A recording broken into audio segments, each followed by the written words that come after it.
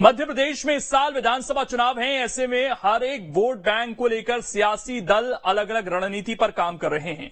BJP ने भी मुस्लिम बाहुल्य सीटों को लेकर रणनीति बनाई है। यह रिपोर्ट आप देखिए।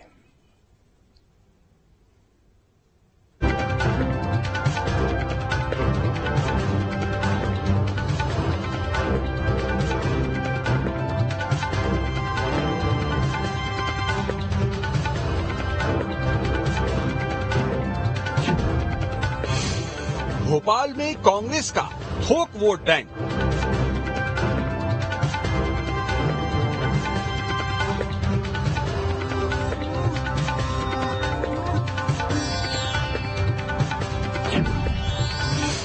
बीजेपी के लिए चुनौतियों भरी जंग।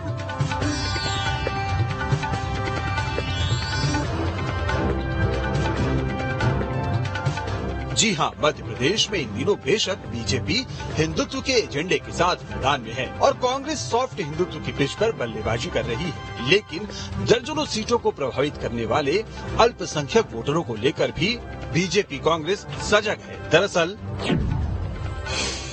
मध्य प्रदेश में 8% मुस्लिम आबादी और 40 लाख वोटर हैं। 2 दर्जन मुस्लिम बहुल सीटों पर ये समुदाय निर्णायक है। 2018 में कांग्रेस को 114 और बीजेपी को 109 सीटें मिली थी। तब कांग्रेस 2 और बीजेपी 7 सीटों से सत्ता पाने में पिछड़ गई थी। सत्ता परिवर्तन का रास्ता भी कम सीटों के कारण ही निकला, इसलिए 2 दर्जन सीटों पर मुस्लिम वोट अहम माने जा रहे हैं। मध्य प्रदेश की राजनीति में मुस्लिम चेहरे और उनके सियासी पारी की बात करें तो 1993 के चुनाव में एक भी मुस्लिम उम्मीदवार को जीत नहीं मिली थी। तब तत्कालीन मुख्यमंत्री दिग्विजय सिंह ने 2 अल्पसंख्यक शहरों को मौका दिया था। उस वक्त एजी कुरैशी और इब्राहिम कुरैशी को 6 महीने के लिए मंत्री बनाया गया था। 1998 में आरिफ अकील जीते। तब से आरिफ अकील लगातार विधायक चुने गए। 1962 में मध्य प्रदेश में सबसे ज्यादा 7 मुस्लिम विधायक बने थे। 1972 में 6, 1957 से 1985 और 98 में 5 विधायक बने। 1967, 1977 और 1990 में 3 मुस्लिम विधायक रहे। 1985 और 1990 में बीजेपी के टिकट पर 1 मुस्लिम विधायक बने। 1993 में बीजेपी ने अब्दुल गनी अंसारी को टिकट दिया, लेकिन उनकी जमानत भी जब्त हो गई। इसी तरह 2013 में बीजेपी की टिकट से भोपाल उत्तर से पूर्व केंद्रीय मंत्री आरिफ बेग चुनाव हार गए। 2018 में फातिमा सिद्दीकी को बीजेपी ने टिकट दिया, लेकिन उन्हें भी हार मिली। 2018 के विधानसभा चुनाव में कांग्रेस और बीजेपी को मिलाकर लगभग 460 उम्मीदवारों में से सिर्फ 4 मुस्लिम उम्मीदवार थे। बहरहाल 2018 के नतीजों को देखते हुए बीजेपी अब की बार एक सीट को लेकर अलर्ट है। यही वजह है कि इस बार बीजेपी मुस्लिम बहुल सीटों पर रणनीति बदलने की ओर है। भोपाल उत्तर सीट पर लगातार प्रयास के बावजूद बीजेपी जीत हासिल नहीं कर सकी। ऐसी कई सीटें हैं, इसलिए बीजेपी ने अब इन सीटों पर हिंदुओं के पलायन को रोकने के लिए कमर कस ली है। मुस्लिम बहुल सीटों पर भी हिंदूवादी चेहरे के प्रयोग को अपनाने पर विचार हो रहा है। हालांकि ये सीट के आधार पर तय होगा। बीजेपी अल्पसंख्यक मोर्चा भी ऐसी सीटों पर सक्रिय हो गया है। उधर कांग्रेस मुस्लिम बहुल सीटों पर अपने परंपरागत तौर तरीकों और रणनीति पर ही भरोसा कर रही है। पार्टी इन क्षेत्रों में मौजूदा विधायकों और मजबूत मुस्लिम चेहरों पर ही भरोसा करेगी। कांग्रेस ने पूरे प्रदेश में सॉफ्ट हिंदुत्व के रूप को और मजबूत किया है, लेकिन इन सीटों पर कांग्रेस पूरी तरह धर्मनिरपेक्ष रहने की रणनीति को आगे बढ़ाएगी। इन सीटों पर मुस्लिम वोटरों को पूरी तरह ध्यान में रखकर मुस्लिम चेहरे पर ही फोकस किया जाएगा।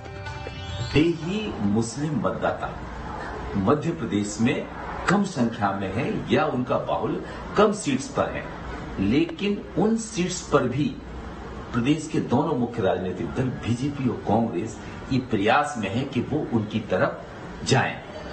अब चूंकि भारतीय जनता पार्टी इन सीट्स पर कई बार ऐसा भी प्रयोग किया है कि मुस्लिम कैंडिडेट उतारे हैं, लेकिन अब की बार हो सकता है कि वो स्ट्रेटजी बदले और वहां मुस्लिम की जगह हिंदू कैंडिडेट उतारकर वोटर्स को पोलराइज करने का प्रयास कर सकती है। इस बार बीजेपी कांग्रेस की रणनीति पर मट्ठा डालने के लिए ओवैसी भी तैयार बैठे हैं। असदुद्दीन ओवैसी की पार्टी को भी एमपी से उम्मीदें हैं, क्योंकि निकाय चुनाव में एआईएमआईएम के 7 पार्षद जीते। बुरहानपुर में एआईएमआईएम के मेयर प्रत्याशी को 10,274 वोट मिले थे, जबकि बीजेपी कांग्रेस की जीत का अंतर महज 500 वोटों का रहा था।